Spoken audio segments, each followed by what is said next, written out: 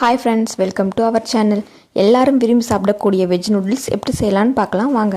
பாத்திரத்தில் தண்ணி சூடானதும் கொஞ்சமாக உப்பு சேர்த்து தண்ணி கொதிக்கும்போது நூடுல்ஸ் சேர்த்து நூடுல்ஸ் வேகட்டும்.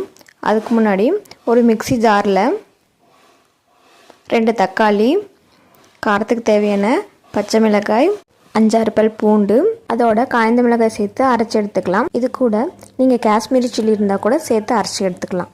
நூடுல்ஸ் வந்ததுக்கப்புறமா தண்ணியை வடிகட்டிட்டு ஒரு பிளேட்டில் சேர்த்துக்கலாம். பாருங்கள், நூடுல்ஸ் இந்த மாதிரி உதிரியாக இருக்கணும். ஒரு பாத்திரத்தில் 2 டேபிள் ஸ்பூன் எண்ணெய் சேர்த்து நம்ம அரைச்சி வச்சுருக்க தக்காளி விழுதை சேர்த்து அதில் இருக்க தண்ணி ட்ரை ஆகிற வரைக்கும் வதக்கி விட்டுக்கலாம்.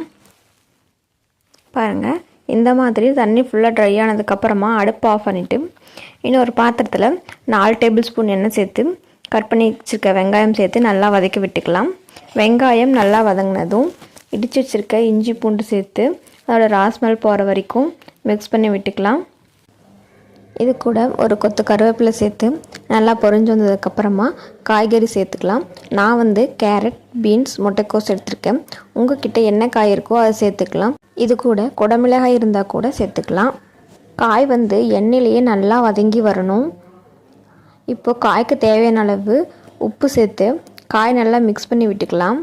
காய் இந்த மாதிரி நல்லா வதங்கி வந்ததுக்கப்புறமா உதிரியாக எடுத்து வச்சுருக்க நூடுல்ஸ் சேர்த்து இதோட நம்ம அரைச்சி வச்சுருக்க தக்காளி பேஸ்ட்டையும் சேர்த்து நல்லா மிக்ஸ் பண்ணி விட்டோம்னா restaurant style veg noodles ready. நீங்களும் ட்ரை பண்ணி பார்த்துட்டு எப்படி இருக்குன்னு மறக்காமல் கமெண்ட் பண்ணுங்கள். பிடிச்சிருந்தால் லைக் பண்ணுங்கள்.